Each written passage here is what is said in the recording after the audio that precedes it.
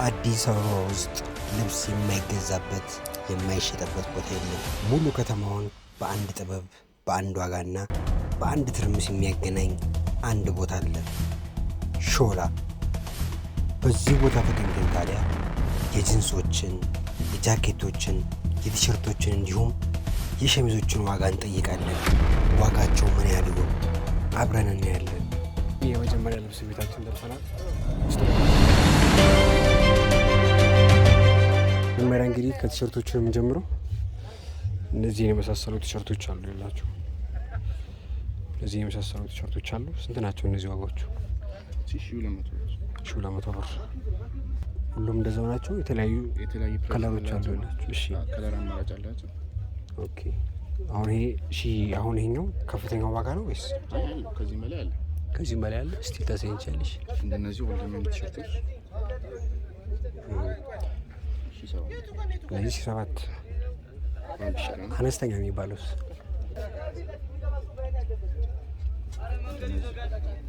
ማቴሪያል ናቸው። ልዩነታለው 700 ብር።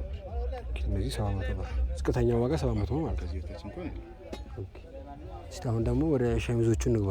እነዚህ ለተለያዩ ለቢሮ የሚሆኑ ሸሚዞችም አሉ እዚህ ጋር። የሱፍ የሰርግ ሸሚዞች ኦኬ። ለሰርግም ይሆናሉ። እነዚህ ዋጋቸው ይለያያል ወይስ እንዴት ነው? ፕራይሳቸው ይለያያል። አይነት አላቸው። ኦኬ።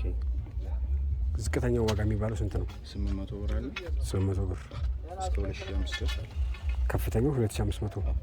ለሰርግ የሚሆኑት ይመስለኛል እነዚህ ናቸው። በነጭም አለ በጥቁርም አለ። እነዚህ ደግሞ ለቢሮ ለባንክ ምናምን ሰራተኞች የሚሆኑ። ኦኬ።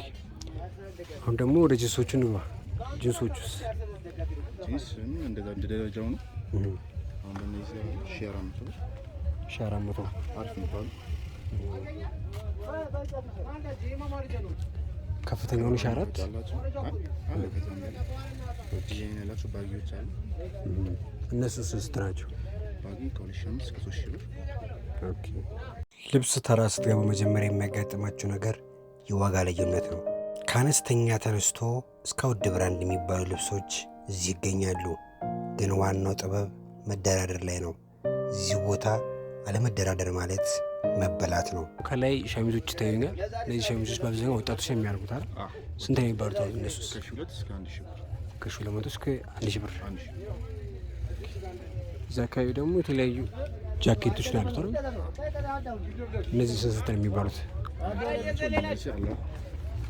እስከ 3500 ጽድት ያለ ብር። እስከ 3500 ውስጡ እንደምታዩት ነው ያላችሁ። አሁን ደግሞ መጪውም ክረምት ስለሆነ እሺ። ሌላስ? አሁን እነዚህስ? እነሱ አስተያየት አላቸው። 2500 እነዚህ ጋር ሸሚዞችም ታይኛል። አንድ ሸሚዝ አለ እዛ ጋር።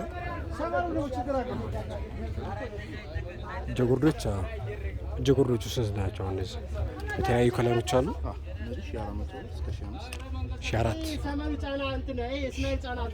ከ4 እስከ 5።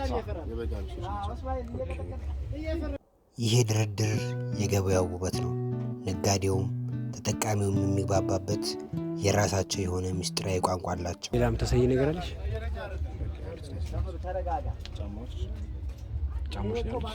ጫማዎችን እኒ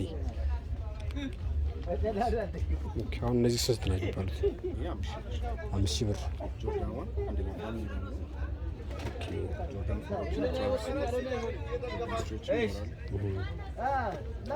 እንግዲህ እዚህ መታችሁ የማታጡት ነገር የለም። ከቲሸርት እስከ ሱሪ እስከ ሹራብ እስከ እንደዚህ አይነት ጫማዎች ምናምን የተለያዩ አሉላችሁ።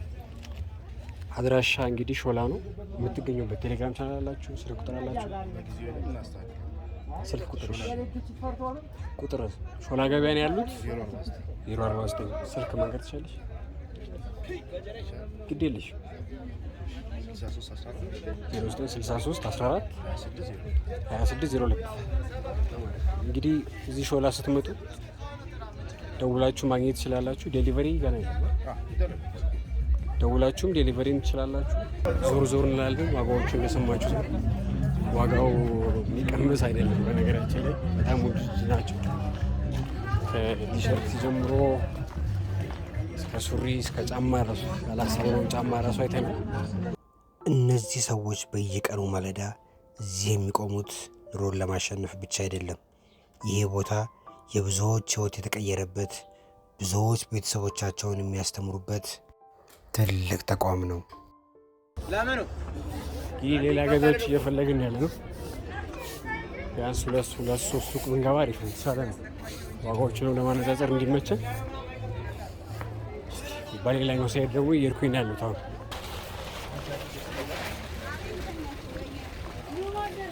ሾላን የተሽከረከርናት ነው ያለ ነው። አብዛኛው ቢዚ ናቸው፣ መቀረጽ የሚያፈልጉም አሉ ምናምን። ግን ያው በጠቅላላው ሌላ ቦታ እንኳን ባናገኝ አሁን ያገኘው በቪዲዮ በቂ ነው ብዬ አስባለሁ። ግን እስቲ እንሞክራለን። ቢያንስ 2 ቦታ እንኳን ብናገኝ ከዚህ በኋላ አሪፍ።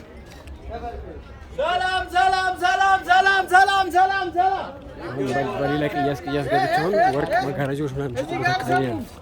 እስቲ መጋረጃን ደግሞ ለብቻ እንሰራለን። ይሄ የመጋረጃ ዋጋ ምናምን ለብቻ ላይ በሌላ ቪዲዮ እንሰራ ይሻላል። አሁን ከመናቀላቀል አይሻል። አሁን ወደ ዋናው አስፋልት ጋር እየወጣኝ ነው። ቤት የለም። እንግዲህ የዛሬ ቪዲዮችን ይሄንን ይመስል ነበረ። ዋጋውንም እንደሰማችሁት ነው። ሌላ ቪዲዮ እንግዲህ እስከማይገኝ ድረስ ሰላም ቆዩልኝ። ቻው።